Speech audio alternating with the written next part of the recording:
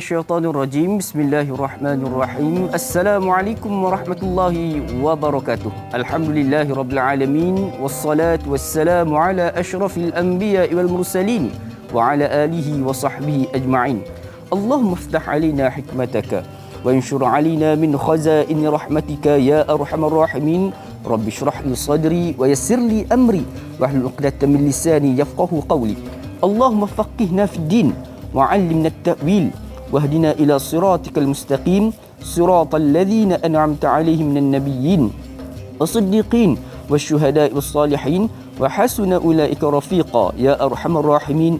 Subhanaka la 'ilma lana illa ma 'allamtana innaka antal alimul hakim. Amin ya rabbal alamin. Apa khabar sidang putus sekalian? Selamat pagi, good morning, sabahul khair diucapkan kepada sidang penonton setia rancangan soal jawab agama nombor 1 di Malaysia. Tak lain tak bukan, Tanyalah Ustaz, biar tahu jangan keliru. Alhamdulillah. Pertama-tamanya sama-sama kita panjatkan kesyukuran kita kepada Allah Subhanahu wa taala di atas segala nikmat, terutamanya nikmat masih lagi mampu untuk bernafas, nikmat diberikan kesihatan tubuh badan, seterusnya nikmat-nikmat lain. Mudah-mudahan dengan kita mensyukuri nikmat yang diberikan oleh Allah Subhanahu wa taala ini akan menjadi asbab Allah menambahkan lagi nikmatnya kepada kita semua insya-Allah. Bertemu lagi kita di dalam edisi 24 Disember 2021 bersamaan 19 Jumadil Awal 1443 Hijriah, hari Jumaat. Mudah-mudahan pertemuan kita pada pagi Sayyidul Ayyam ini memberi dan juga menyebabkan kita mendapat 1001 rahmat dan keberkatan daripada Allah Subhanahu wa taala. Dan juga kepada para penonton kita yang mungkin pada saat ini sedang mengalami musibah banjir yang baru-baru ini berlaku. Mudah-mudahan kita terus tabah dan juga kita terus bersabar. InsyaAllah ada sinar kebahagiaan yang akan kita temui di penghujungnya insya-Allah.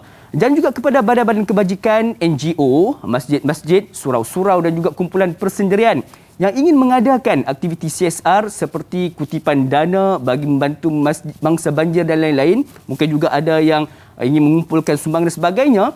Boleh untuk emailkan aktiviti-aktiviti anda itu ke tanyalahustaz.tv3@gmail.com untuk kami di Tanyalah Ustaz menghebahkan tentang aktiviti anda mulai 27 Disember ini. InsyaAllah, orang kata apa, di samping kita melakukan kerja-kerja amal ni, apa kata sekurang-kurangnya kita sebarkan dan juga hebahkan kepada yang lainnya. Mudah-mudahan ini akan memberikan inspirasi buat masyarakat yang lain untuk melaksanakan dan juga melakukan aktiviti-aktiviti kebajikan sebegini bersama insya-Allah.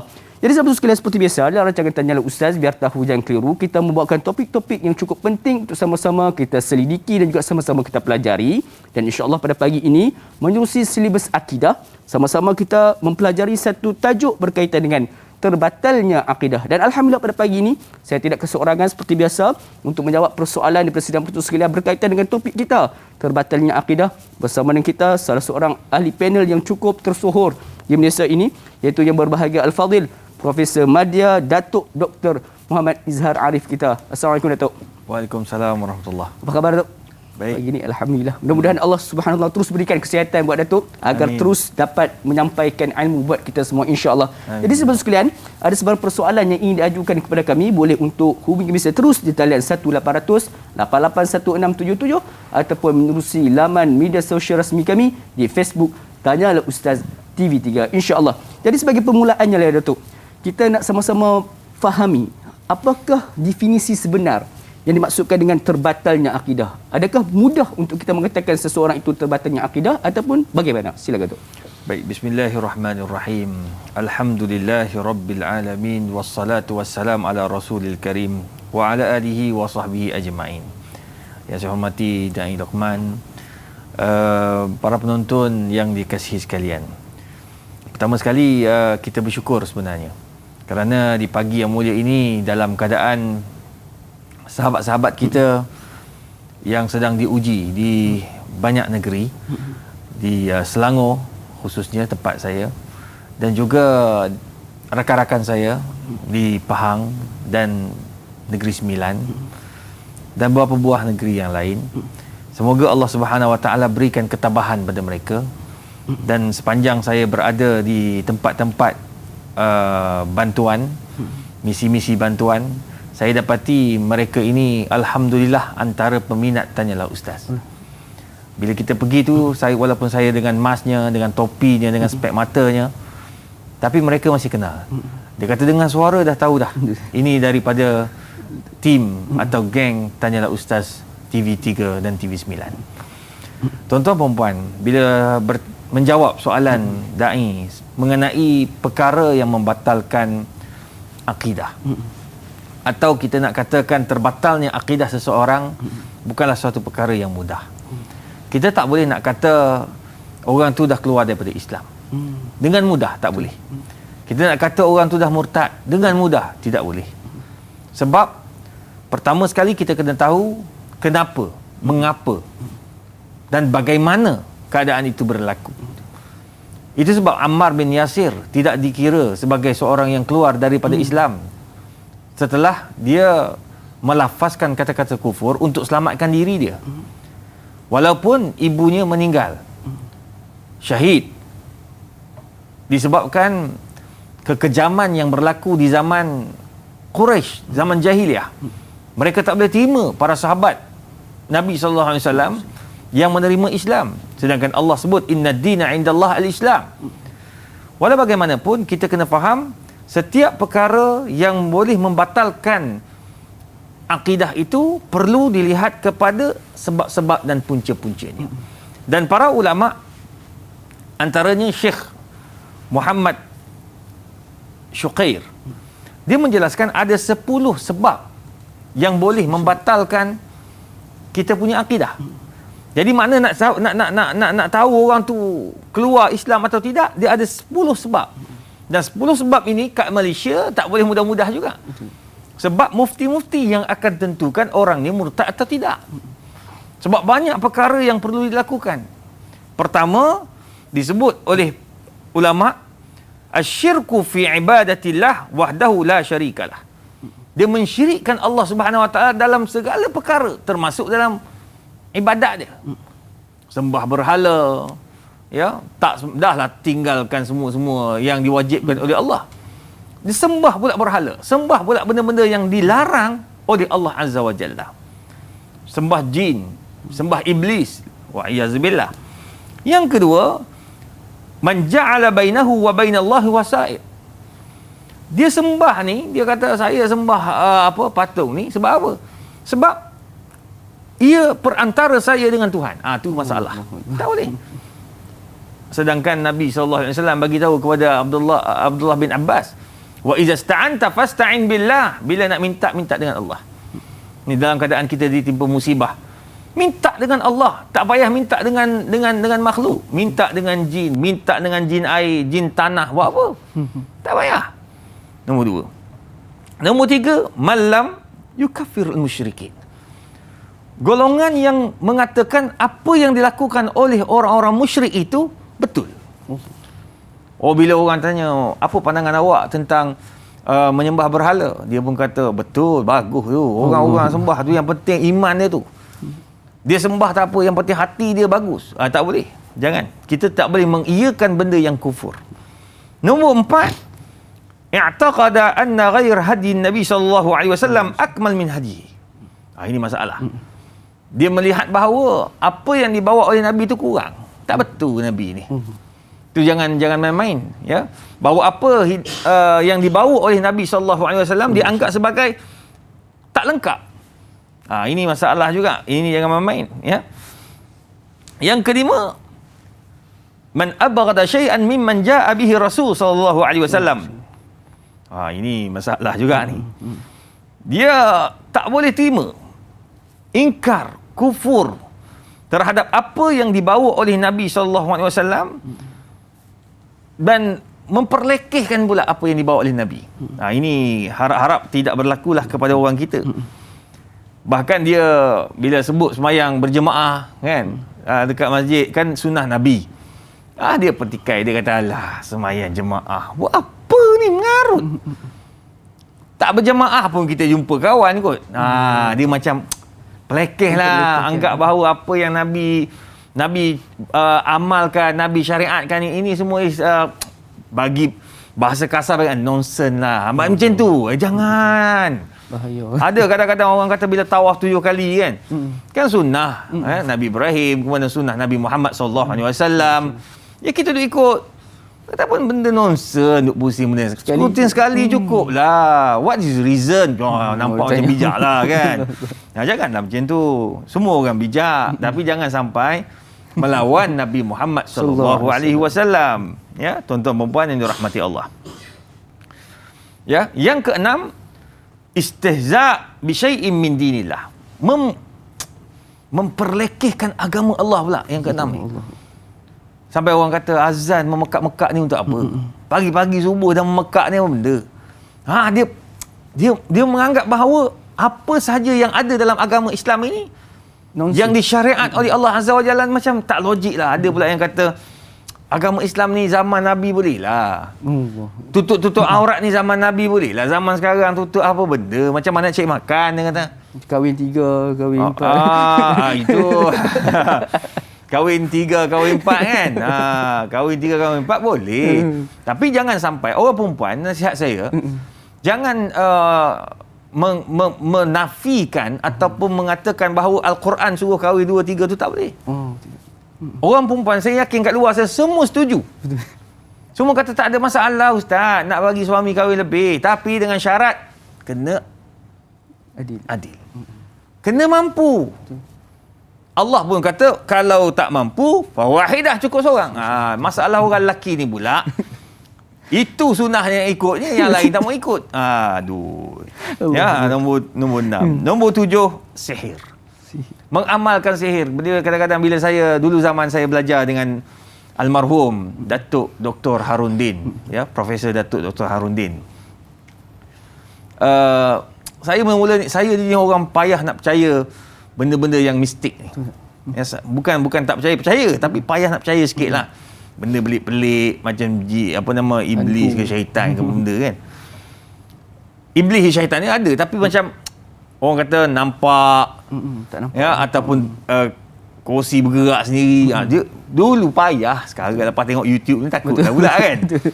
Ni zaman-zaman cuti-cuti ni hotel-hotel banyak macam tu pula lah.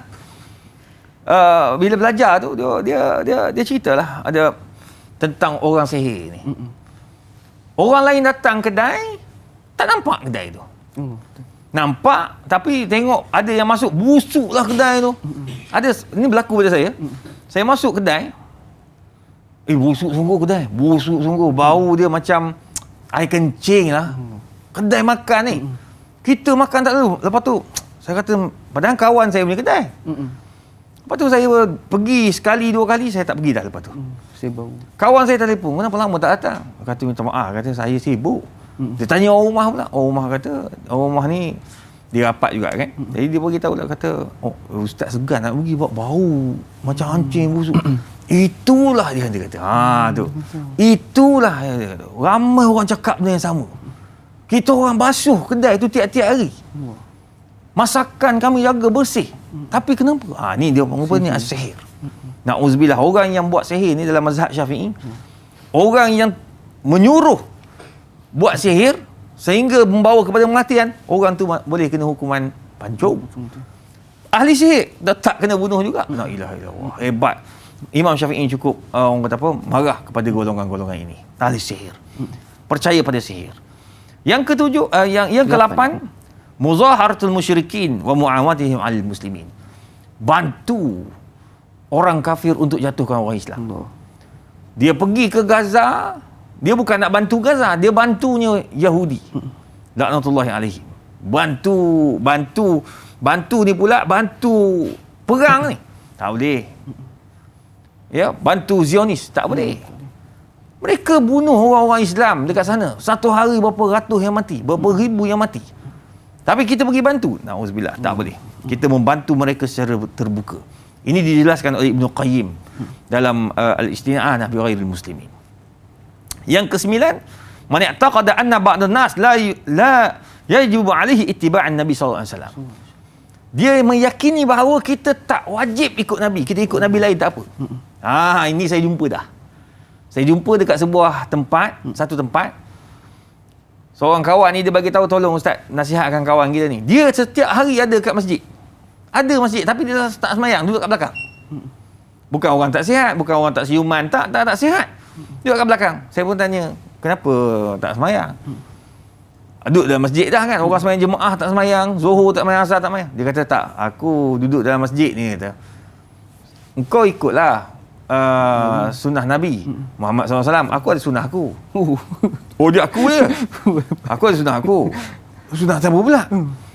Sunnah Nabi Daud. Masya Allah. Oh, dia nak ikut syariat Nabi Daud. Dia kata aku tak mau ikut sunnah Nabi Muhammad sebab Nabi Muhammad macam tak apa lengkap. Nabi Daud sedap. Aduh, pening. Tapi bila cek balik mungkin dia tu akan ada masalah. Tapi alhamdulillah kawan-kawan dia nasihat dan bagi pada jabatan agama. Lama-lama tu adalah tu sinar di penghujung hayatnya. Yang terakhir, al-ashir al-i'rad an dinillah. La yata'allamuhu wa la ya'mal bihi. Oh, ini payah. Dahlah dia menolak terus agama Allah, tak nak belajar dan langsung tak ambil tahu tentang agama Allah. Itu kena tahu jugalah kenapa kan. Itu semua tu kita kena bincang selepas ni. Wallahu InsyaAllah. Jadi sebagai permulaan ni kita sudah pun mengetahui tentang 10 perkara yang mampu untuk membatalkan akidah seseorang. Jadi kita nak tahu tentang perinciannya. Kita nak berhenti berehat sebentar. Jangan ke mana-mana, teruskan kekal bersama kami. Tanyalah Ustaz biar tahu, jangan keliru. Kembali sebentar saja lagi insya-Allah.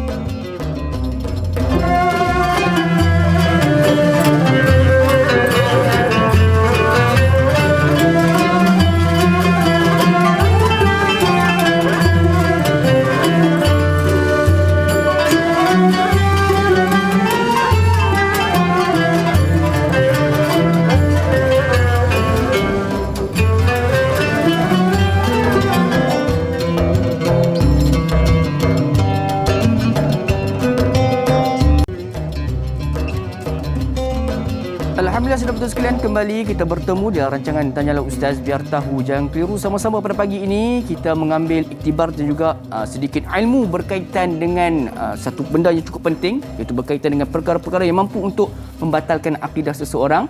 Jadi sekiranya ada sebarang persoalan yang ingin diajukan seperti biasa, boleh untuk terus berhubung dengan kami di talian yang tertera di kaca televisyen anda. Dan sedikit orang kata iklan lah kepada sidang penonton yang mungkin pada saat ini ada melaksanakan aktiviti CSR ataupun membuat ataupun mengumpul dana-dana untuk memberikan sumbangan kepada mangsa-mangsa banjir yang sedang berlaku pada saat ini. Seperti biasa, anda boleh untuk terus berhubung kami dan hantar gambar-gambar anda, footage anda ke email kami di tanyahlahustaztv3@gmail.com. Jadi gambar-gambar ini kita semua akan siarkan insya-Allah di dalam rancangan Tanyalah Ustaz tidak lama lagi insya-Allah. Jadi semua sekalian, kita teruskan lagi perbincangan kita pada pagi ini tentang topik kita terbatalnya akidah dengan meraihkan persoalan yang pertama daripada sahabat kita Ram Desaru. Assalamualaikum Ustaz dan Da'i Luqman. Assalamualaikum warahmatullahi. Saya ingin bertanya, dari sudut apakah seorang itu boleh terbatal akidahnya dan adakah akhlak berkait rapat dengan akidah? Siapakah yang akan menentukan akidah seseorang itu akan atau terbatal akidahnya? Mohon penjelasan Ustaz. Terima kasih. #biar tahu jangan keliru. Terima kasih kepada Puan Ram Desaru. Persoalan kedua itu cukup menarik. Siapa sebenarnya yang mampu menentukan seorang itu terbatalnya akidah? Okey. Seperti mana yang saya katakan tadi, ulama dah gariskan ada 10 perkara yang boleh membatalkan akidah kita. Jadi sekarang ni siapa yang boleh tentukan kalau katakan jumpa salah satu daripada 10 tu? Kat kawan kita, dekat sahabat kita, dekat orang-orang ramai yang kita jumpa. Adakah kita boleh jatuhkan dia murtad? Tak boleh. Yang boleh menjatuhkan dia murtad atau tidak adalah hakim. Hakim bermula dengan muftinya, kemudian disusuli pula dengan hakim mahkamah syariah. Jadi maknanya benda itu akan ditentukanlah orang yang diamanahkan oleh negara untuk menentukan sama ada dia tu terkeluar daripada Islam ataupun tidak. Nak fatwakan dia tu sesat ataupun tidak, semua itu adalah jatuh kepada pemimpin yang diamanahkan, tak lain dan tak bukan mufti. Itu antara benda yang kita kena faham lah. InsyaAllah. Jadi insyaAllah sudah betul sekalian. Jawapan ringkasnya adalah hakim, dan juga kepada yang menjatuhkan ataupun yang menentukan sama ada terbatal akidah itu adalah tanggungjawab mufti. InsyaAllah. Jadi jom kita nak beralih dengan persoalan berikutnya daripada Puan Ruby Abu Bakar Ruby. Assalamualaikum. Waalaikumsalam warahmatullahi. Adakah boleh terpesong atau terbatal akidah jika dalam hati kata Allah Subhanahu Wa Taala ada dua. Mohon pencerahan dari Ustaz. Terima kasih Ustaz Naim, sama-sama hashtag biar tahu. Satu perkara yang berlaku terhadap diri saya sendiri, Doktor. Tiba-tiba terlintasan hati tu. Allah ni ada satu ke ada dua? Betul Doktor. Bagaimana Doktor? Silakan. Okey. Itu hebatnya Islam. Allahu waliyul ladzina amanu yukhrijuhum minadh dhulumati ilan nur. Allah yang keluarkan kita daripada kegelapan kepada cahaya. Jadi bila kita sebagai orang Islam, Allah Subhanahu Wa Taala nak bagi pahala, nak bagi syurga sangat mudah. Dengan hanya lintasan hati, aku nak buat baik dapat pahala. Aku nak bersedekah dapat pahala. Aku nak bantu orang dapat pahala. Tapi kalau dalam bab-bab yang berkaitan tentang pembatalan, tentang murtad apatah lagi, hati tak main. Contoh, nak jatuhkan talak kepada isteri, main dalam hati je? Tak boleh. Dia mesti dilafazkan. Sama juga macam nak mengatakan dia keluar daripada Islam, dia tak boleh dalam hati je, dia mesti dilafazkan. Cuma bila terlintas dalam hati itu adalah mainan syaitan yang perlu dilawan. Dilawan dengan apa? Dilawan dengan ilmu. Dilawan dengan pertanyaan kepada orang-orang yang alim. Tambahkan ketakwaan dalam diri dengan memperbanyakkan zikir, sebab itu adalah mainan syaitan nak merosakkan kita, nak was-waskan kita untuk meninggalkan agama Allah Azza wa Jalla. Jadi sekadar di dalam hati itu dia tidak jatuh kepada keluar daripada Islam ataupun terbatalnya akidah dia.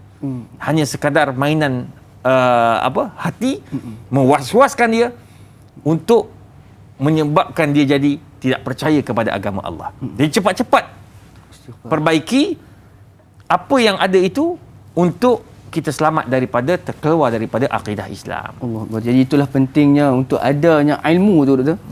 Agar kita mampu untuk menangkis bisikan dan juga orang kata was-was yang hadir daripada syaitan. InsyaAllah. Jadi pada saat ini kita ada pemanggil talian daripada Tuan Haji Omar Abdul Majid kita. Assalamualaikum Tuan Haji Omar. Waalaikumsalam warahmatullahi wabarakatuh. Da'i Luqman dan Datuk Dr. Izhar Arif Muhammad Kasim. Ya, saya Omar Abdul Majid dari Felda Cini Timur 3, Pekan Pahang. Assalamualaikum Datuk dan Da'i. Waalaikumsalam warahmatullahi wabarakatuh. Tuan Haji Omar, bagaimana keadaan di Pekan sekarang ni? Ya, Pekan sekarang ni sedang menerima musibah ya, Da'i.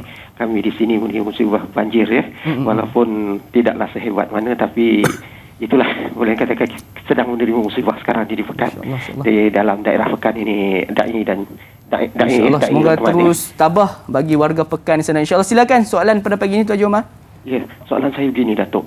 Datuk, kalau kita sedia maklum lah, kadang-kadang ada segelintir, bukan semua gelintir ni kadang-kadang dia sering mempertikaikan. Contohlah, kalau zaman dulu, zaman Nabi dia tak ada penjara. Zaman kita sekarang ni ada penjara. Jadi kita tak perlulah ikut hukum Al-Quran tu. Dan yang kadang-kadangnya, dia sering mempertikaikan ayat-ayat Al-Quran, hukum-hukum yang dah ditentukan dalam Al-Quran. Soalan saya, apakah ini juga boleh membuatkan terbatalnya akidah ataupun bagaimana ke Datuk dalam perkara macam ni? Kerana Datuk ada menyebutkan 10 perkara, ini juga termasuk dalam yang Datuk sebut sebagai 10 perkara yang boleh terbatalnya akidah itu. Itu soalan saya Datuk dan Da'i. Terima kasih banyak Datuk dan Da'i, tolong doakan kami di sini Datuk dan Da'i yang dalam keadaan musibah begini Datuk ya. Itu saja. Terima kasih banyak. Assalamualaikum. Assalamualaikum warahmatullahi wabarakatuh. Dalam keadaan diuji dengan musibah, masih lagi menjadi memanggil setiap kita pada pagi ini. Doktor, berbalik pada persoalan Tuan Haji Omar tu, ya, kalau kita lihat dari zaman Nabi, hukuman-hukuman hudud, qisas, dan tidak ada hukuman seperti mana penjara.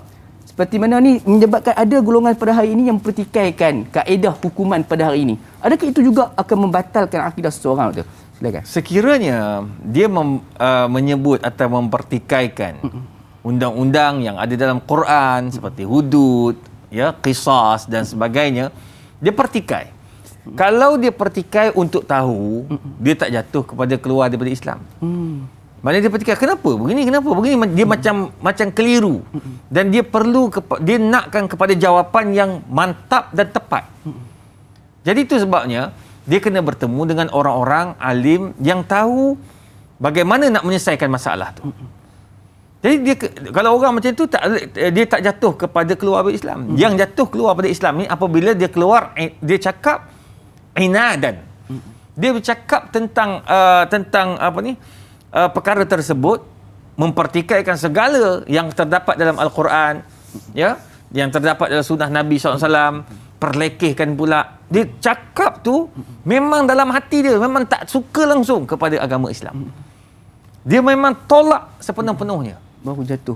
Itu boleh jatuh dan terkeluar daripada Islam.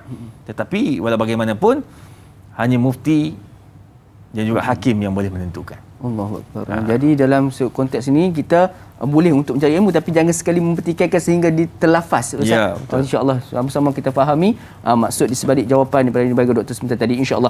Jadi jom kita beralih dengan persoalan yang berikutnya. Satu persoalan, Doktor. Baru-baru ni timbul satu isu berkaitan dengan anak-anak muda kita lah, di sebalik permainan video daripada handset ni.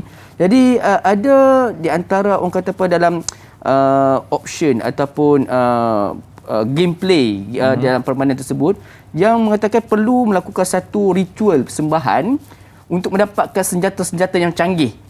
Jadi doktor, adakah perlakuan golongan yang bermain permainan tersebut menyebabkan mereka terkeluar akibat mereka melakukan aktiviti ritual tersebut? Doktor, silakan.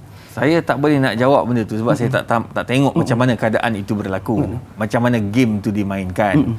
Cuma kalau sekadar mainan yang tidak ada kaitan dengan fizikal, ya, perlu dikaji, ya, sejauh mana benda itu ada kaitan dengan akidah.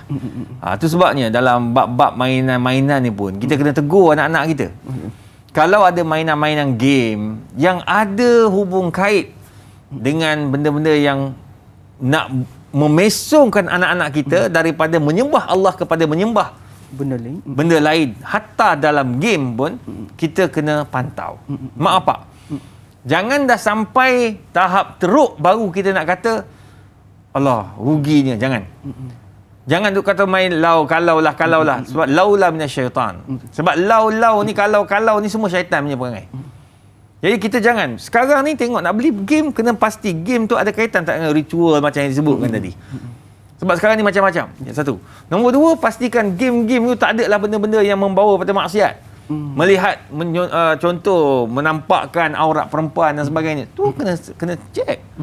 Ini tak, kadang-kadang dalam game tu pun ada benda yang lucah dan sebagainya. Itu semua perlu diambil perhatian oleh ibu bapa. InsyaAllah. Jadi itu adalah dua nasihat pada Ustaz.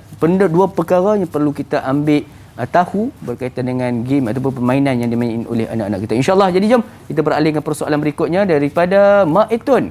Assalamualaikum Ustaz dan Doktor.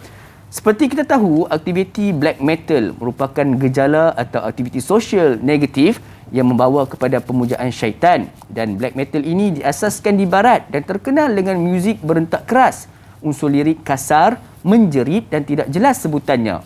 Mesej yang dibawa dalam setiap lagu yang dimainkan oleh mereka ialah berunsurkan menolak kewujudan Tuhan dan berfahaman bebas. Soalan saya, adakah mereka yang taksub dan pernah terjebak dengan aktiviti kumpulan ini boleh menjejaskan akidah? Mohon pencerahan. Terima kasih. Mak Etun dari Pokok Mangga Melaka. Silakan Doktor. Hebat Mak Etun. Dia tahu benda-benda macam ni. Knowledge. Mak Etun punya knowledge ni hebat. Perkara ini telah dibincangkan oleh ulama dunia, termasuk ulama-ulama kita, mufti-mufti kita di Malaysia mengenai black metal. Memang tak dinafikan ulama ada dua pandangan dalam isu lagu, muzik dan juga seni kata. Sebahagian ulama daripada mazhab Hambali mengharamkan terus muzik dan juga nyanyian-nyanyian seperti ini. Sebahagian ulama pula mengatakan tidak ada masalah jika liriknya baik, lagunya baik dan tidak melalaikan. Jadi dalam hal ini macam black metal tadi, kalau kita tengok ulama-ulama mengharamkan lagu-lagu black metal ini kerana di dalam lirik-liriknya pertama ada unsur-unsur mengagungkan iblis. Mengagungkan Tuhan-Tuhan selain daripada Allah Azza wa Jalla. Itu tak boleh lah, memang sah-sah tak boleh. Cuma budak-budak kita ni dia dengar contoh kan, gegar otak dia. Dia bukan faham pun, dia dengar muzik je. Jadi benda macam tu tak adalah keluar dia daripada Islam. Tak adalah keluar menyebabkan dia murtad. Cuma budak-budak macam ni kalau duk dengar benda-benda yang macam tu, akhirnya dia akan jadi gelap hatinya. Kerana apa? Kerana mereka ini jadi lalai daripada melakukan ibadah kepada Allah Azza wa Jalla. banyak dengar benda-benda yang menjerit-jerit macam tu. Jadi oleh sebab itu, kajian-kajian yang dibuat oleh pakar-pakar di Jepun, lagu-lagu yang tenang akan menyebabkan jiwa kita tenang. Itu sebabnya Al-Quran dibaca dengan alunan yang tenang, menyebabkan jiwa kita tenang. Ala bi zikrillah tatma'innul qulub. Bila kau berzikir, bila kau baca, bila kau dengar, kalau orang Jepun, orang-orang yang tahu tentang seni, dia kata dengar lagu yang sentimental ini menyebabkan kita lebih tenang. Jadi oleh sebab itu perkara seperti black metal itu diharamkan kerana liriknya lebih kepada pemujaan. Jika kita meyakini apa yang dibawa atau apa yang dinyatakan oleh lirik itu dengan yakin, maka dia boleh jatuh kepada murtad, wa'iyyazubillah. Allahu Akbar. Tapi insya-Allah saya yakin budak-budak kita dia tak faham apa pun. Betul. Dia hanya dengar saja. Jadi kita kena tegurlah dia orang. Sebab tu kadang-kadang muzik yang sedap didengar ni tak semestinya liriknya itu adalah baik. Jadi pastikan kita memilih lirik dan juga muzik yang baik agar ketenangan itu hadir kepada diri kita. Insya-Allah. Jadi saudara sekalian, banyak lagi yang kita akan bincangkan berkaitan dengan tempatan akidah. Kita nak berhenti berehat sebentar. Jangan mana-mana, teruskan kekal bersama kami. Tanyalah Ustaz, biar tahu, jangan keliru.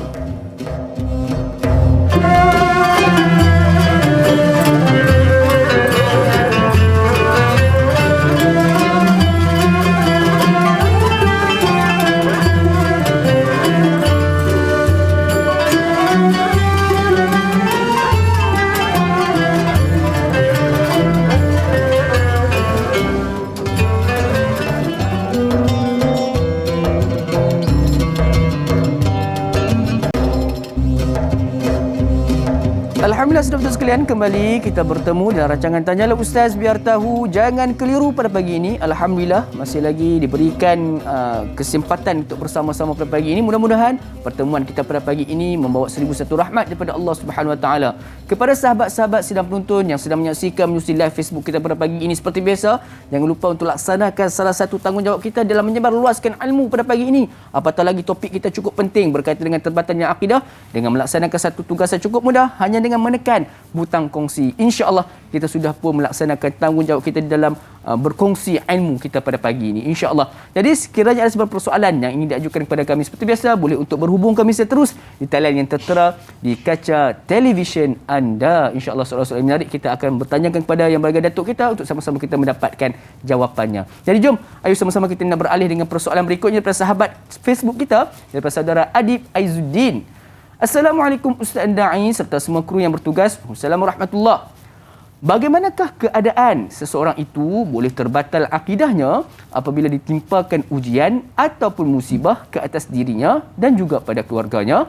Contohnya kehilangan ahli keluarga dan harta benda akibat banjir dan sebagainya. Mohon pencerahan Ustaz. Terima kasih. #biar tahu, jangan keliru. Benar betul. Kadang-kadang perkara-perkara yang didatangkan sebagai musibah yang asalnya itu ada sebagai pengajaran atau sebagai hikmah, tapi kadang-kadang diambil segelintir masyarakat memandang itu satu benda yang menduka citakan sehingga mana mampu mempersoalkan apa yang Allah SWT telah pun takdirkan. Bagaimana Doktor? Adakah itu juga mampu mendatangkan terbatalnya akidah? Silakan Doktor. Saya ingin jelaskan tuan-tuan dan puan yang dikasihi sekalian. Kita tidak boleh cepat menghukum atau meletakkan satu-satu musibah itu dengan perkataan bala. Laknat Allah. Malapetaka yang datangnya kerana bala-bala daripada Allah Azza wa Jalla. Saya lebih suka menggunakan perkataan musibah. Sebab Allah pun sebut dalam Quran, allazina idza asabathum musibatun qalu inna lillahi wa inna ilaihi raji'un. Apabila kita ditimpa musibah, kita akan redha dan berkata, semua yang ada ini, rumah, kereta yang rosak, semua milik Allah dan Allah dah ambil balik. Walaupun tak dikatakan mati, tetapi Allah ambil balik sebab Allah nak ingatkan kita kepada kebesarannya. Dan kita pula Allah nak tengok sejauh mana kita sabar. Kalau nak sebut itu bala, laknat Allah kepada satu-satu tempat, maka kita seakan-akan kita menghukum sahabat-sahabat kita itu kufur kepada Allah Azza wa Jalla. Orang kata habis yang bala-bala dalam Quran, itu balak-balak yang Allah sebut dalam Quran. Allah laknat kaum Lut, Allah laknat kaum Firaun dan tentera-tenteranya. Allah laknat kaum Samud, kaum Ad. Allah ceritakan dalam Al-Quran, maka kita boleh guna istilah laknat itu kerana Allah melaknat. Allah yang bagi tahu. Nabi yang bagi tahu. Tapi hari ini kita nak bagi tahu ini laknat Allah kepada satu-satu tempat. Banjir-banjir ni, ini kawasan ni banyak maksiat, tak boleh cakap macam itu.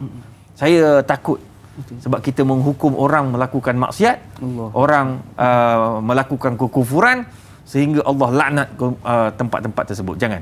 Itu kita kena berhati-hati. Itu yang pertama. Nombor dua, jangan risau. Orang yang melakukan, orang yang ditimpa musibah ini, sebenarnya Allah nak angkat martabat dia. Sejauh mana dia sabar. Bang, orang yang tak tengok, orang yang tak pergi ke tempat-tempat itu, dia orang tak tahu apa yang dia orang cakap. Kita yang tengok, kita tahu.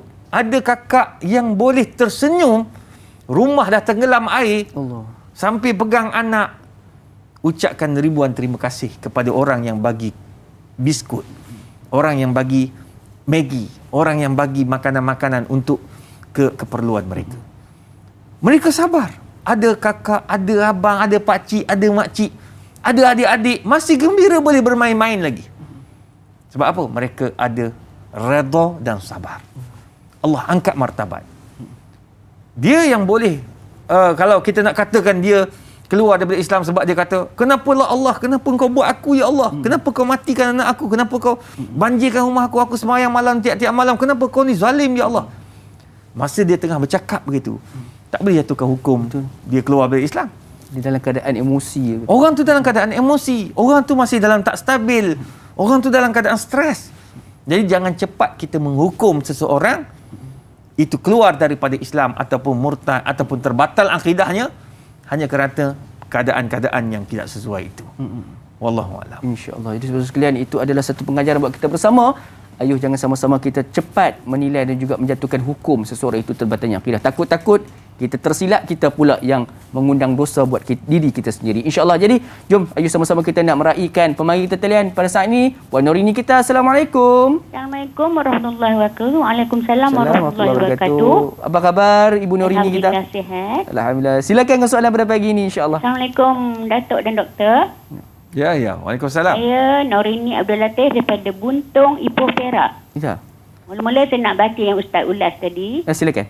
A'udzubillahi minasyaitanirrajim. Bismillahirrahmanirrahim. Alladzina iza asabathum musibah qalu inna lillahi wa inna ilaihi raji'un. Sadaqallahul azim. Itu nak saja tanya dua soalan. Jika kita ada musibah, contohnya pada masa kini kita menghadapi banjir, bagaimana kita mengatasinya untuk tidak membatalkan akidah? Yang kedua, jika seorang itu menolak agama Islam, apa yang patut kita buat untuk meyakinkan dia? Itu saja soalannya Ustaz dan Datuk. Assalamualaikum warahmatullahi wabarakatuh. Assalamualaikum warahmatullahi wabarakatuh. Jadi terima kasih kepada Ibu Norini kita. Satu bacaan yang bagus untuk kita sama-sama ambil iktibar padanya, iaitu bila mana berlaku musibah kita ucapkan innalillahi wa inna ilaihi raji'un. Dan juga dua persoalan yang cukup menarik. Yang pertamanya, bagaimanakah kita nak menghadapi dengan situasi musibah pada saat ini agar tidak terkeluar ataupun terbatalnya akidah. Dan yang keduanya, nasihat kita kepada seseorang yang tak mempercayai ataupun tidak menerima Islam ni, Doktor. Silakan. Okey, saya ingin jelaskan kepada semua rakan-rakan kita di luar sana, termasuk Puan Norini, yang bertanya tu, bacaan pun alhamdulillah baik kan. Apabila kita ditimpa musibah, macam mana kita nak jaga iman kita?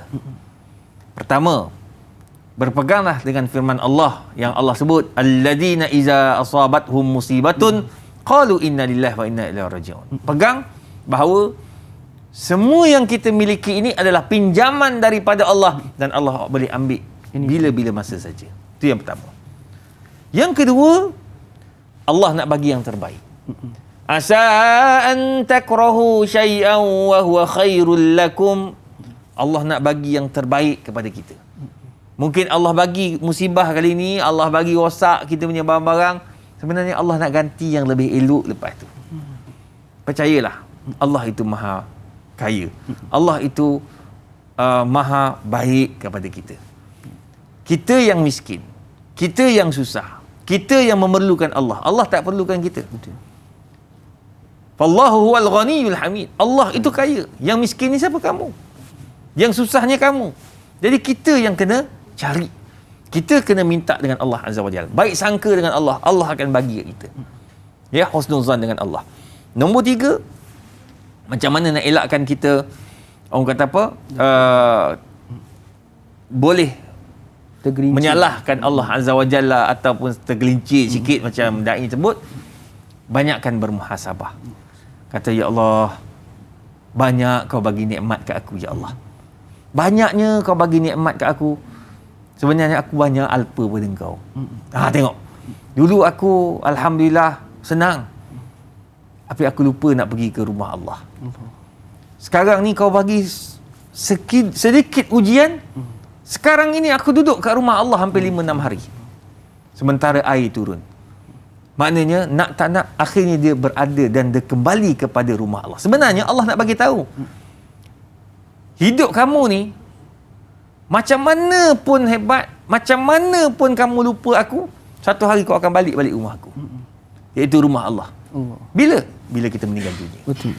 Bila meninggal dunia, kamu tak pernah singgah rumah Allah. Satu hari bila kamu meninggal, Tetap akan. masjid adalah tempat yang terakhir untuk kamu. Sebelum kamu ke perkuburan. Sama ada masjid atau surau. Oleh sebab itu, dekatilah rumah-rumah Allah. Dekatilah masjid. Jadi jangan kita ini terlalu, orang kata apa, ego sehingga kita lupa akan Allah Azza wa Jalla. Sekarang ni Allah nak uji kita, nak lihat kita, nak tegur kita sedikit.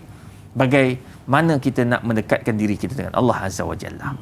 Itu nasihat saya lah, ya, untuk jaga kita punya iman, akidah ketika kita ditimpa musibah. Yang kedua, Berkaitan dengan bagaimana seseorang, bagaimana kita nak menasihati orang yang ada masalah dengan Islam. Tuan-tuan, bila sakit perut, kita sakit kepala, jumpa doktor, betul tak? Bila kita nak jumpa doktor untuk dapatkan apa? Dapatkan rawatan. Begitulah juga rakan-rakan kita yang ada masalah, yang mungkin tak suka pada Islam, yang mungkin macam nak tergelincir. Bawalah jumpa dengan pakar-pakar, bawalah jumpa dengan ustaz-ustaz agar mereka ini mendapat penjelasan yang betul. Sebab kita takut kita nak berdebat dengan dia, takut kita kalah. Betul. Takut kita tak pandai nak bagi hujah, akhirnya dengan kita berjalan. Wallahu a'lam. InsyaAllah. Jadi itu adalah dua nasihat pada yang beragam doktor, berbalik kepada persoalan yang diajukan oleh Ibu Nurini kita sebentar tadi. InsyaAllah. Jadi saudara sekalian, banyak lagi yang kita nak bincangkan berkaitan dengan terbatalnya akidah. Kita berhenti berehat sebentar, minum kopi dulu, kembali sebentar saja lagi, insyaAllah.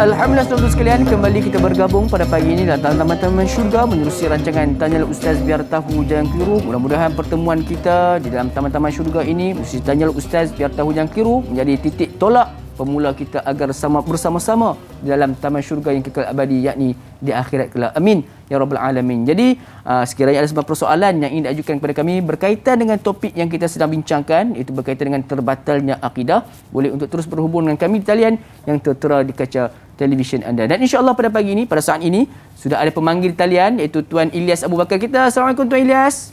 Waalaikumsalam warahmatullahi ya da'i dan juga Datuk Ustaz Zarif.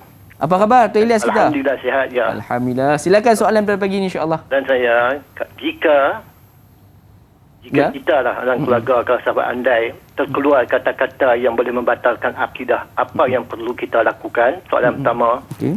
Kedua, jika kita menghukum orang yang terbatal akidah ataupun terkeluar daripada ataupun murtad, apakah hukumnya? Yang ketiga, orang yang memperolok-olokkan hukum hudud dan juga apa juga dalam ajaran Islam ni. Apa yang perlu kita lakukan? Siapakah yang perlu mendegurnya? Okey, Itu saja. insya-Allah. Terima kasih. Assalamualaikum. Assalamualaikum warahmatullahi wabarakatuh. Jadi terima kasih Tok Ilyas kita di atas 3 persoalan yang diajukan pada pagi ini, insya-Allah. Jadi doktor, bagaimana dengan jawapan-jawapannya? Insya-Allah silakan. Okey. Pertama sekali berkaitan tentang ahli keluarga kita yang terlepas cakap, ya, benda-benda yang boleh membatalkan akidah. Tuan-tuan dan puan, tak lain dan tak bukan, kita sebagai orang yang ada dekat depan tu, jadilah seperti mana yang Allah sebut dalam Quran, wal takum minkum ummatun yad'una ilal khair wa ya'muruna bil ma'ruf wa yanhauna 'anil munkar. Kita yang kena ajak dan tegur mereka. Jadi orang yang sentiasa mengajak kepada kebaikan dan menghalang daripada melakukan kemungkaran. Jadi bila ahli keluarga kita tercakap, terlepas sebagai contoh, maka apa perlu buat? Maka kita bagi tahulah dekat dia. Istighfar, istighfar, istighfar. Minta ampun dengan Allah. Mengucap. Dia pun asyhadu an la ilaha illallah wa asyhadu anna Muhammadar Rasulullah. Dia memperbaharui dia punya akidah. Jadi oleh yang demikian, kita sebagai orang yang ada dekat depan tu cepat-cepat memperingati orang yang terlupa. Kan? Itu yang pertama. Nombor 2, kita sebagai orang Islam diminta untuk sentiasa berdakwah, sentiasa mengajak kepada kebaikan dan menghalang kepada kemungkaran dengan ayat yang saya bacakan tadi. Jadi apa hukumnya kita ni orang, walaupun kita disuruh untuk menghalang kemungkaran, tidak bermakna kita ni Boleh hukum orang. boleh hukum orang tu murtad, boleh hukum orang tu syirik, keluar daripada Islam dan tak diterima oleh Allah Azza wa Jalla. Tak boleh. Kita hanya boleh maklum perkara yang kamu lakukan ini boleh membawa kepada syirik. Tu ayat dia tu. Kamu buat macam ni boleh terkeluar daripada Islam sebab Nabi tak bagi, Allah tak bagi. Mengucap bang, bertaubat bang. Kawan kita buat astagfirullahalazim. Dia istighfar. Dia terlepas cakap. Nampak tak? Dan yang terakhir, siapa yang boleh menentukan yang dia ni orang yang melepaskan ataupun buat perkara-perkara yang membatalkan dia punya akidah, tak lain tak bukan seperti mana yang saya ulangkan sebelum ini, bahawa hanya mufti dan hakim saja yang boleh tentukan dia keluar Islam ataupun tidak. InsyaAllah. Jadi doktor, satu lagi pertambahan pada soalan tadi pada Tuan Ilyas kita berkaitan dengan orang yang memperolok-olokkan hukum hudud dan qisas ni tu. Orang memperolok-olokkan ataupun yang memperlekehkan ya hukum-hukum Allah ini, dia boleh keluar daripada Islam jika dia cakap itu meyakini bahawa undang-undang Allah ini tidak relevan. Itu bahaya. Namun begitu, saya yakin mereka yang cakap ni mungkin dia nak tahu kepastian. Boleh ke lagi potong tangan sekarang ni? Okey ke? Boleh buat ke dekat Malaysia ni? Sebab nak buat tu ada proses. Dia bukan boleh buat macam kita nak beli goreng pisang petik dapat. Tak boleh. Jatuh tak ada. Dia ada proses. Kena dapat 2/3 majority yang meluluskan, yang bersetuju. Dan kena dapat kelulusan daripada Duli Yang Maha Mulia, tuanku-tuanku seluruh negeri. Sebab ini di bawah raja-raja. Nampak tak? Jadi oleh sebab itu kita jangan cepat sangat kita nak menghukum orang. Kadang-kadang orang tu dia tanya. Dia nak tahu. Jadi cara dia tanya tu nampak kadang-kadang macam dia perlekeh. Jadi oleh demikian kita kena berhati-hati. Walau bagaimanapun kita yang nak bertanya ni pun kena fikir sebelum cakap. Betul. Jangan main cakap je, kata macam tak logik lah apa kau ni cakap. Kan? Potong tangan apanya? Kan kalau potong tangan kan habis ramai orang Malaysia tak ada tangan. Tak boleh cakap macam tu. Jadi kita nak bercakap tu yang berkaitan dengan agama, yang berkaitan dengan hukum-hukum, yang berkaitan dengan akidah. Be careful, jaga-jaga, berhati-hati. Takut-takut kita tersalah. Wa'iyyazubillah, tergelincir kita daripada akidah. Na'udzubillah. InsyaAllah. Jadi dalam berkaitan dengan Islam ni, dia perlu bercakap dalam keadaan berlapik lah. Jadi jangan terus kita terlepas cakap, takut-takut terbatalnya akidah. InsyaAllah. Jadi terima kasih kepada Tuan Ilyas kita dan mudah-mudahan menjawab persoalan daripada Tuan Ilyas sebentar tadi. Jom sama-sama kita beralih dengan pemanggil yang berikutnya. Kak Yat kita talian. Assalamualaikum Kak Yat. Waalaikumsalam Da'i. Apa khabar Da'i? Alhamdulillah sihat. Kak Yat sihat nah? Alhamdulillah. Kak Iyat kat luar ni. Jadi Kak Iyat tak pasti sama ada soalan Kak Iyat ni dah terungkai ke belum. Okey. Silakan Kak Iyat. Tak apa. Silakan. Assalamualaikum Ustaz. Waalaikumsalam. Kita sebagai orang awam Ustaz, Kak Iyat nak tanya, terkadang kita nak mencari ilmu tapi kita tak tahu yang mana satu guru yang mursyid sebab sekarang banyak berlaku pertempuran antara ahli sunnah wal jamaah dan Wahabi ni Ustaz. Jadi itu saja soalan Kak Iyat nak pastikan macam mana kita nak mengenali guru yang mursyid tentang akidah. Dan lagi satu soalan Kak Iyat nak minta Ustaz sentuh sikit tentang hadis Nabi yang mengatakan umat Islam akan berpecah kepada 73 golongan. Apakah itu juga membabitkan soal akidah Ustaz?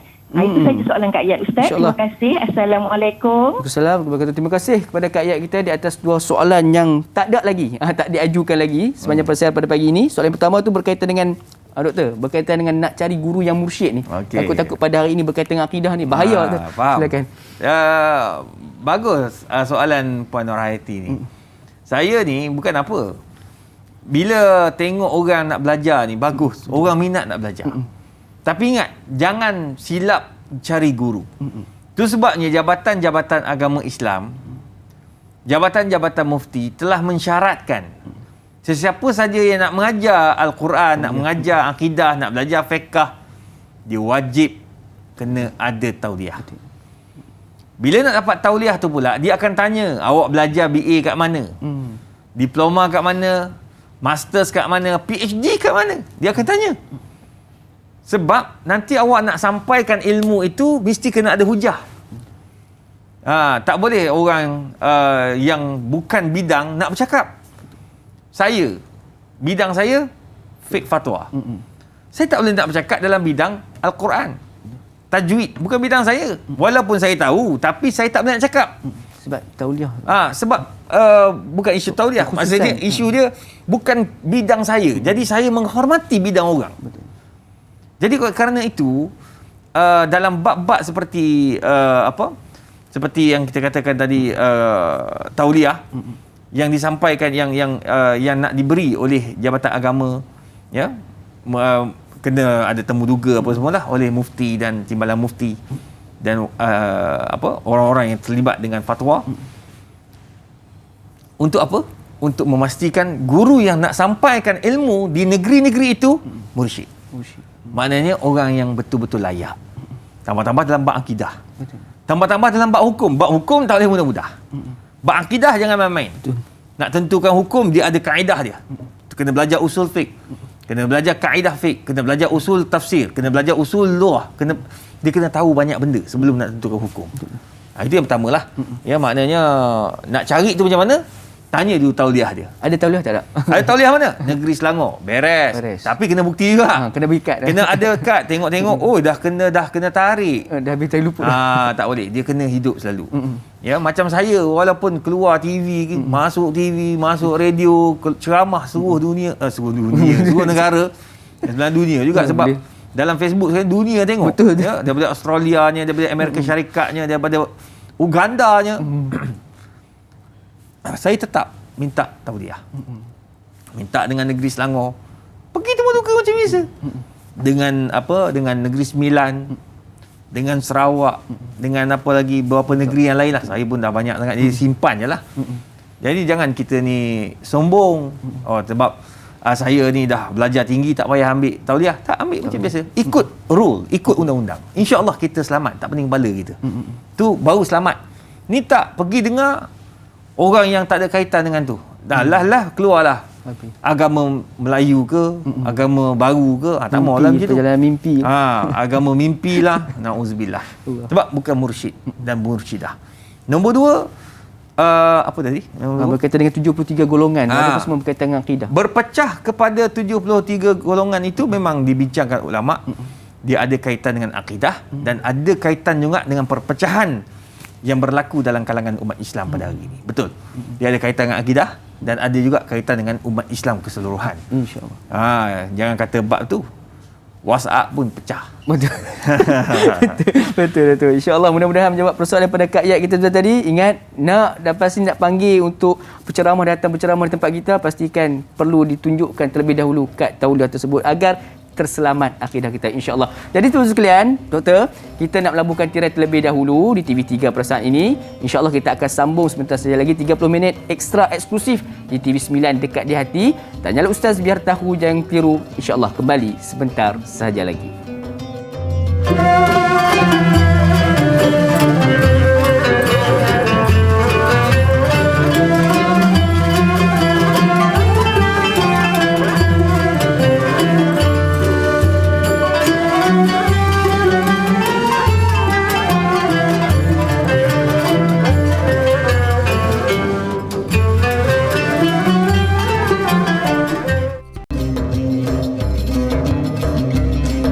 Alhamdulillah, saudara sekalian, kembali kita bertemu dalam rancangan Tanyalah Ustaz biar tahu jangan keliru menerusi TV9 dekat di hati pada pagi ini. Alhamdulillah, teruskan ceria bersama kita pada pagi ini. Tambahan pula pada hari ini yang merupakan Sayyidul Ayyam. Ayo sama-sama kita memperbanyakkan selawat.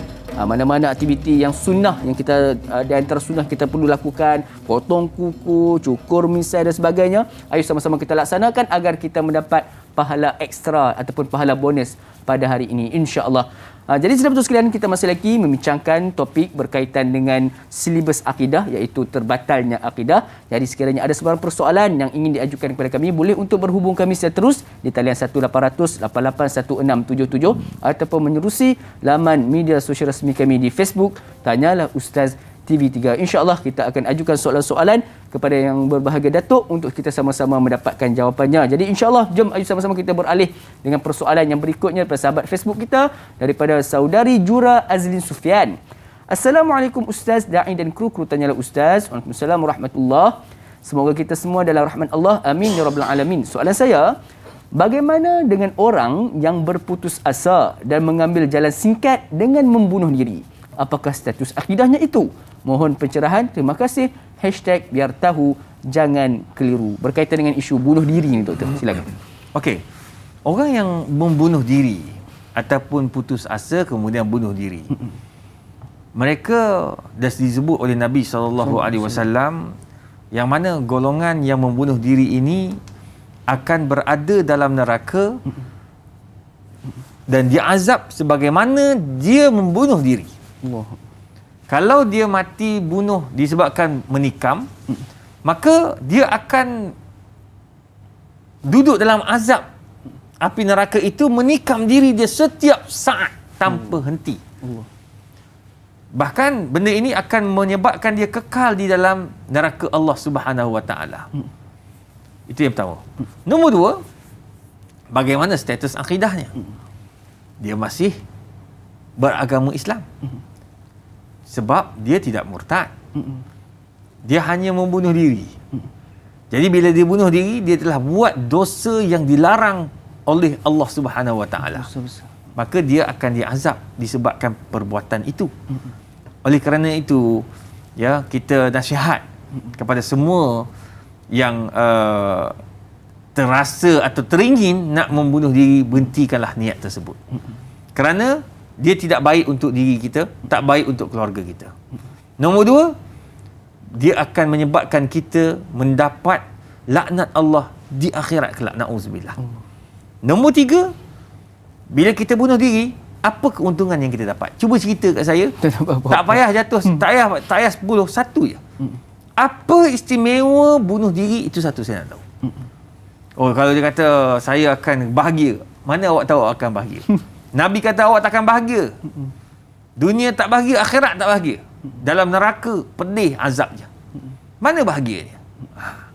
Saya akan hilang, tak payah fikir dah. Siapa cakap awak tak payah fikir? Sekarang ya, di dunia kamu tak fikir, di akhirat teruk. Oh, saya senang. Nanti kan bila saya mati keluarga saya senang. Siapa cakap? Cuba tengok nanti apa akan berlaku. Semua tak sama. Itu sebabnya kita jangan ada niat atau perasaan untuk membunuh diri kerana ia langsung tidak memberikan apa-apa impak kepada diri kita. Wallahu a'lam. Insya-Allah. Jadi kepada sebetul yang pada saat ini mungkin ada masalah depresi ataupun anxiety, cepat-cepatlah rujuk kepada pihak pakar agar ingat membunuh diri bukanlah jalan penyelesaian. Kerana ianya hanya mengundang lebih banyak masalah berikutnya, insya-Allah. Jadi sebentar sekalian, mudah-mudahan menjawab persoalan sebentar tadi. Kita akan beralih dengan persoalan berikutnya daripada Puan Intan Zurina Abdul Razak. Assalamualaikum Ustaz, da'i dan warga Tanyalah Ustaz. Waalaikumsalam warahmatullahi. Ustaz, apakah hukum permainan ramalan zodiak, kenali personaliti melalui objek mengikut bulan kelahiran di media sosial yang FB walaupun dengan alasan sekadar suka-suka? Adakah boleh tergelincir akidah sekiranya kita mengiyakan apa yang diramalkan itu? Sekiranya kita tersedar pada masa itu, adakah cukup dengan mengulangi lafaz syahadah atau perlu melakukan solat taubat? Terima kasih Ustaz. Sama-sama. Satu persoalan berkaitan dengan ramalan ni. Yang kanak-kanak ataupun remaja kita zaman sekarang suka dengan benda ni. Okey. Ramalan ni ada dua. Pertama, tilik menilik itu memang diharamkan dalam Islam. Nabi pun mengharamkan dan melarang kita orang Islam untuk terlibat dengan tilik menilik. Yang menilik itu pun haram, yang ditilik pun haram. Ya, sebab apa? Sebab dia cuba mengenali sesuatu yang gaib. Itu yang pertama. Nombor dua, macam yang digunakan oleh pakar-pakar motivasi, ya, ataupun yang dilihat oleh bulan-bulan tertentu. Ini kita tak boleh nak kata mereka buat ramalan. Tak, mereka tak buat ramalan.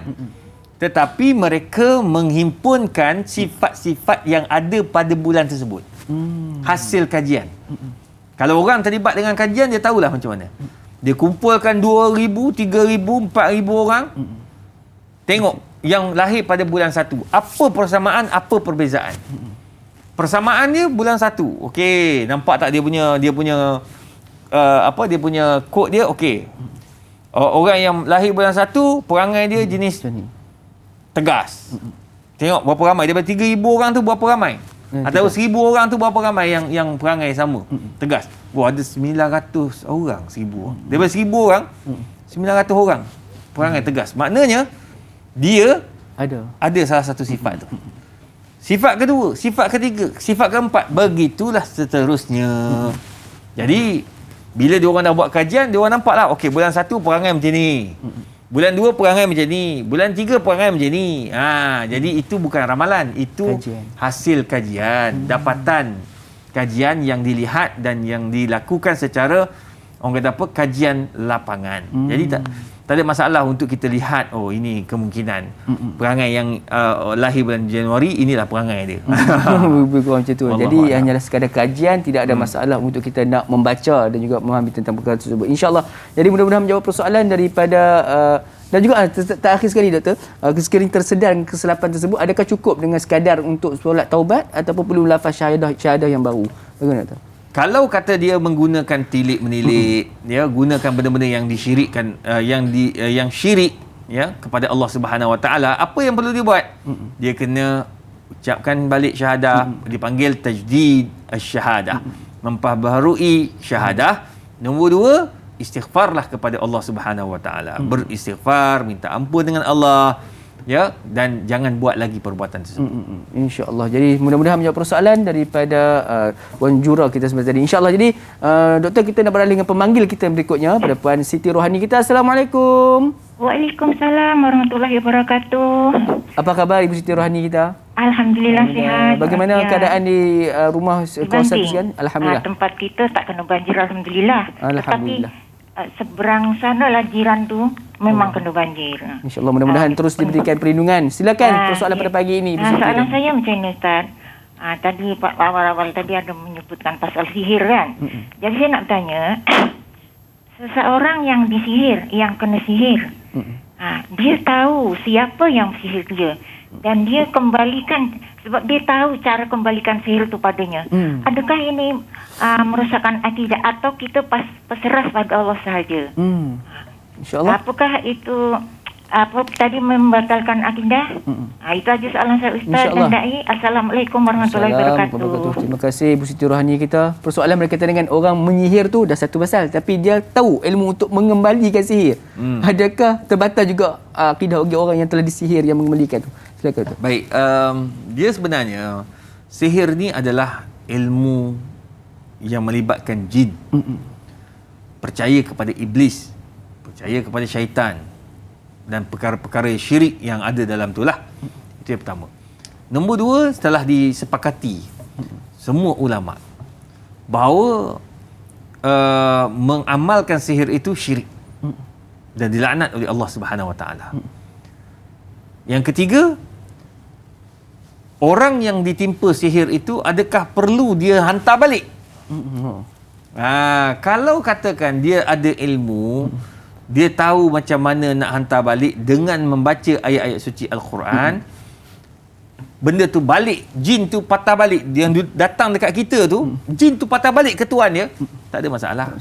Kita bukan guna sihir pun, kita tutup, kita pertahan dengan Al-Quranul Karim. Nabi SAW dia disihir, apa yang baginda SAW buat? Iaitu dengan membaca ayat kursi, membaca 3 kul, sehingga sihir-sihir itu terputus. Maknanya orang yang hantar tu, jin ni selalu ni, bila kita hantar, dia akan balik-balik kat kita. Jin ni tak pernah betul.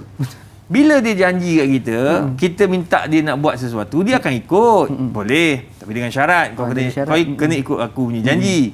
Dia berjanji lah, dua orang tu dia panggil perjanjian iblis. Kalau cerita Melayu dia panggil perjanjian ablasa. Dia tukar ke situ pula perginya.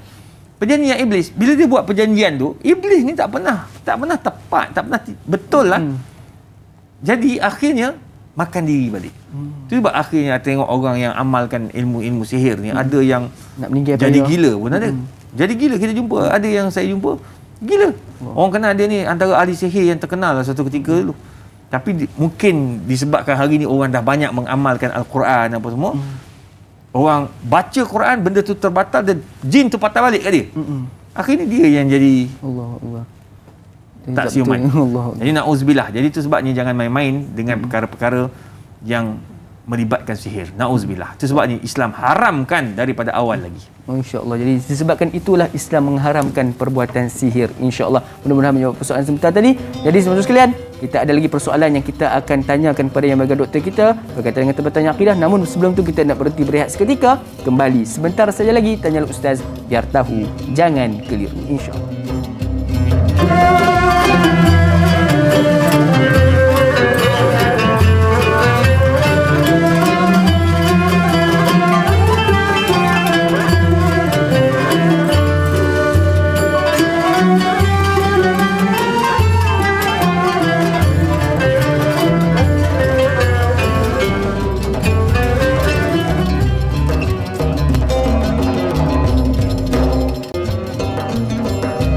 Alhamdulillah, kembali kita dalam rancangan Tanyalah Ustaz, biar tahu, jangan keliru, membicarakan topik berkaitan dengan terbatalnya akidah pada pagi ini. Mudah-mudahan dengan apa ilmu yang disampaikan pada pagi ini oleh yang berbahagia doktor kita, mudah-mudahan kita mengambil iktibar dan pastikan ini menjadi salah satu ilmu inilah yang akan menjadi penghadang kita agar tidak terbatal iman kita. Sebab kita dah tahu, kalau dah tahu masih lagi buat tu, itu menjadi masalah buat diri kita sendiri sebenarnya, insya-Allah. Jadi saudara sekalian, kita sudah pun berada di dalam segmen terakhir pada pagi ini. Ayuh sama-sama kita naraikan beberapa lagi persoalan pada sahabat-sahabat kita.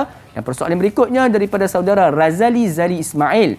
Assalamualaikum Ustaz Da'i. Assalamualaikum warahmatullahi. Soalan saya, apabila seseorang itu mendapat sakit dan apabila dia sembuh disebabkan memakan sesuatu ubat itu dan dia berkata kerana ubat inilah aku sembuh, adakah terbatal akidah seseorang itu? Mohon perkongsian ilmu dari Ustaz. Terima kasih. Sama-sama. Silakan. Perkara ini dibincangkan oleh ulama lama dah, ya. Mengenai kita minum air. Wah, air inilah menyebabkan aku hilang dahaga.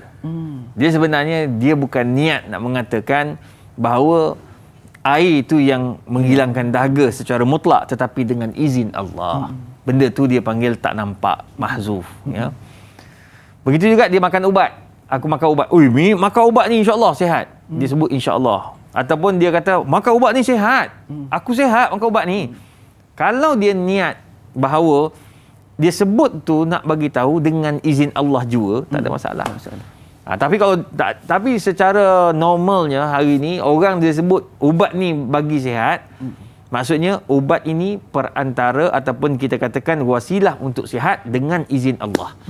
Selalu dia begitu. Jadi dia tak adalah jatuh kepada syirik atau jatuh kepada keluar pada Islam, kerana niat dia itu betul nak memaklumkan ubat ini memberikan kesihatan dengan izin Allah Subhanahu Wa Taala. Sebab kita nasihatkan setiap kali kita cakap benda-benda macam tu, kita sandarkan dengan izin Allah atau dengan insya-Allah. InsyaAllah. Jadi jangan pula tiba-tiba je sebab ubat ni lah yang memberikan kesihatan, bukan sebab Allah. Itu menyebabkan memang nampak terang-terang lah menolak kepada menyebabkan terbatalnya akidah. InsyaAllah. Jadi jom kita beralih dengan persoalan berikutnya daripada Puan Sahziatul Siddiq. Assalamualaikum Ustaz Da'i. Assalamualaikum warahmatullahi.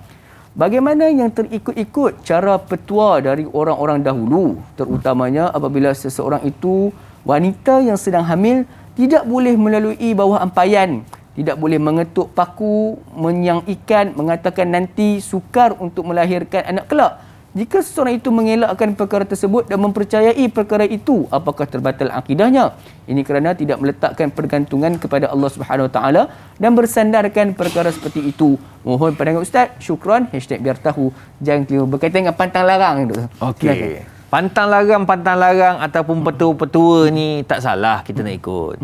Tak jatuh dia orang tu kepada murtad ataupun keluar daripada Islam. Sebab mereka hanya ikut kepada nasihat-nasihat orang lama-lama. Ya. Cuma kita kena fahamlah bila kita nak sebut kata orang perempuan yang mengandung tak boleh bawah ampaian, ya. Semua tak ada sebab. Orang tua-tua dulu dia bukan khurafat, dia hanya nasihat orang tua-tua. Bila kita ketuk paku, orang perempuan bila dah perut besar, nak perketuk paku macam mana? Perut tak kena, nak pegang pun tak boleh, perut besar. Jadi bila paku kena tangan, melukakan dia, mendatangkan mudarat, tak sesuai. Kemudian orang kata apa? Jangan jalan di bawah ampaian. Betul lah. Dia dah lah badan dia dah besar, perut besar, bawa baby nak kena masuk bawah ampaian kan dah tersangkut sana sini, jatuh lain pula jadinya. Yang kedua, di bawah ampaian selalunya licin. Selalunya ada bekas-bekas sabun dan sebagainya. Itu sangat bahaya. Jadi orang tua-tua dulu dia nak marah tapi dia gunakan istilah-istilah macam itulah. Jangan anak dara jangan menyanyi dalam tandas, payah dapat dapat pasangan, dapat suami. Jadi sebenarnya dia tak bagi tahu, jangan bising, malu kat jiran sebelah. Tandas dulu. Papan je. Sekali dia tarik, gegar rumah sebelah. Jadi itu sebabnya orang dulu ni penuh dengan adab. Penuh dengan akhlak. Cuma dia orang gunakan istilah nasihat macam tu. Cuma jangan pula kita ni terlalu percaya.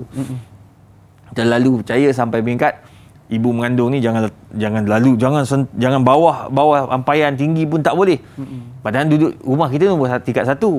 Orang tingkat 2 dia sidai baju, kita tak boleh lalu. Jangan nanti tak payah beranak pula.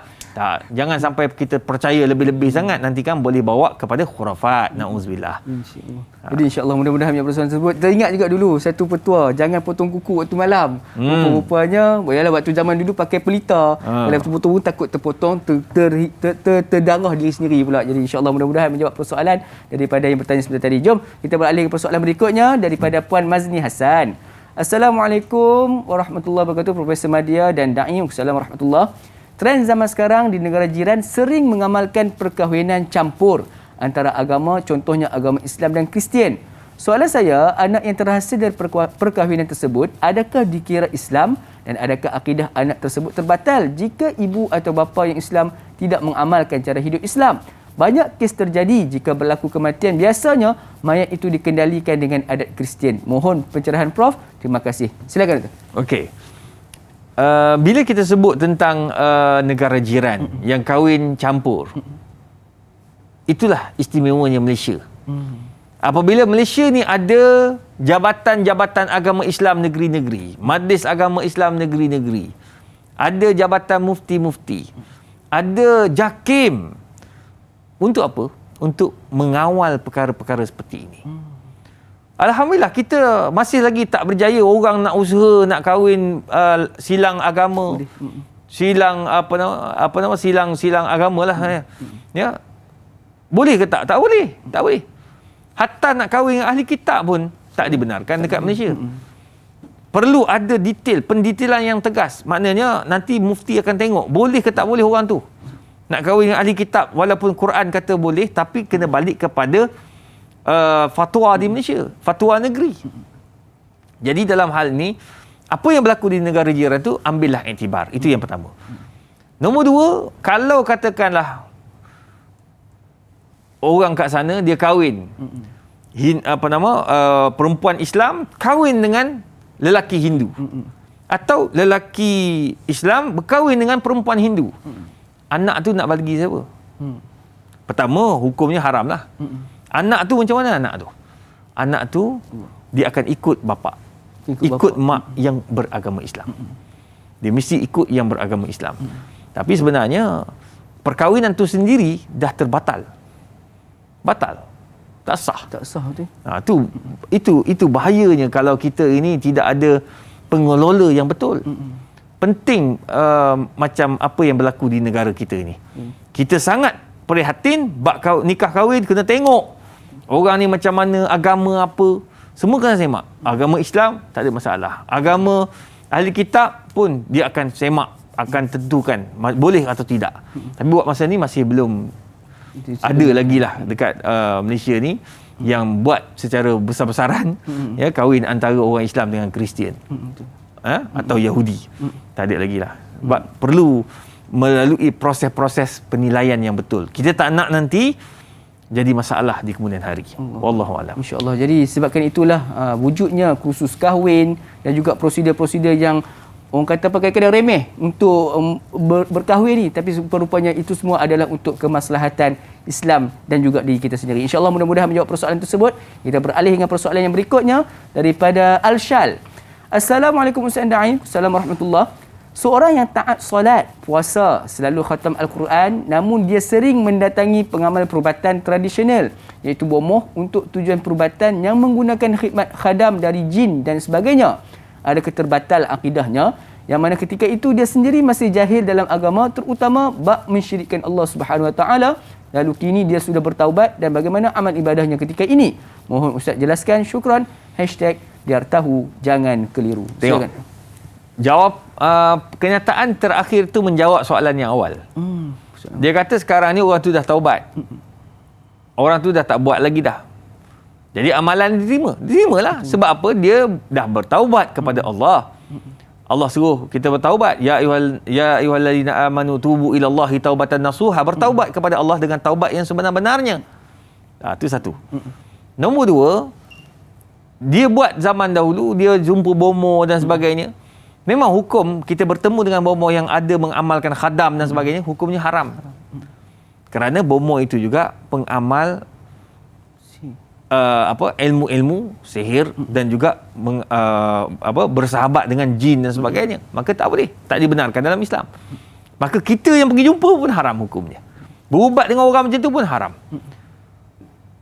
Jadi Nabi SAW pun dah pesan, tadawaw, berubatlah, wala tatadawaw bil haram. Tetapi jangan berubat dengan benda yang haram. Apatah lagi benda yang melibatkan syirik. Na'udzubillah. Jadi kalau kita buat, kita hari ni nak buat benda tu, maka tinggalkan. Jauhkan. Sebab itu tak dibenarkan oleh Islam. Nombor dua, kalau dia dah bertaubat, hari ni amalannya semua diterima oleh Allah Azza wa Jalla. Allah itu Maha Pengampun. Innallaha ghafurur rahim. Allah itu Maha Pengampun.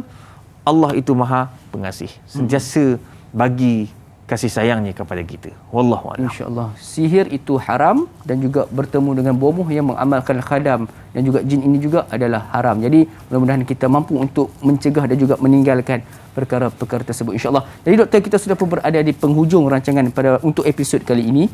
Sedikit kesimpulan ringkas bagi doktor berkaitan dengan topik terbatalnya akidah ini dan juga boleh doktor akhirkan dengan bacaan doa. Mudah-mudahan Allah SWT berkati pertemuan kita pada pagi ini. Silakan doktor. Baik, muslimin muslimat yang dirahmati Allah, untuk menjaga akidah, untuk menjaga iman, untuk menjaga syariat, maka berpeganglah dengan nasihat daripada para ulama, iaitu sentiasa mendekatkan diri kita dengan orang-orang alim. Orang-orang yang sentiasa mengingatkan kita kepada kebesaran Allah. Orang yang sentiasa mengingatkan kita kepada hebatnya agama Islam ini.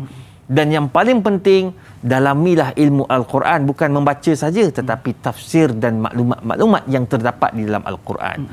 Bila kamu kuat kat situ, insya-Allah akidah kamu akan kuat dan kamu tidak akan mudah digundah gulanakan oleh benda-benda yang boleh mensyirikkan kamu kepada Allah Azza wa Jalla. Wallahu a'lam bissawab. A'udzubillahi minasyaitonir rajim. Bismillahirrahmanirrahim. Alhamdulillahirabbil alamin wassalatu wassalamu ala rasulil karim wa ala alihi wa sahbihi ajma'in. Allahumma faqihna fid din wa 'allimna at-ta'wil. Allahumma yassir wa la tu'assir ya mujibad da'awat. Allahumma ja'alna mahbuban fi qulubil mu'minina wal mu'minat. Fabashshirna bil ghina ila 120 hasanah. Fallahu khairun hafizha wa huwa arhamur rahimin. Wa sallallahu ala sayyidina Muhammadin wa ala alihi wa sahbihi wa sallam. Taqabbalallahu minna minkum. Amin wa minkum taqabbal karim. Jazakallahu khairan katsiran Ustaz di atas perkongsian ilmu pada pagi ini. Mudah-mudahan Allah SWT memberikan kesihatan berpanjangan, memanjangkan usia yang bagi doktor untuk terus melebar luaskan ilmu buat kami semua insya-Allah. Jadi semua sekalian, terima kasih kerana setia sehingga ke penghujung rancangan. Jangan lupa untuk saksikan rancangan Tanya Ustaz pada besok hari bersama dengan moderator kita Da'i Nizal dan juga ahli panel kita yang berbahagia Profesor Madya Datuk Dr. Muhammad Faik Razvi membincangkan topik berkaitan dengan tafsir dan taranum menerusi surah Ghafir ayat 40 hingga 42. Mudah-mudahan kita bertemu lagi di lain episod, di lain waktu. Saya Dian Luqman, mohon maaf sekiranya ada terkurang di mana-mana, terkasar tutur bicara.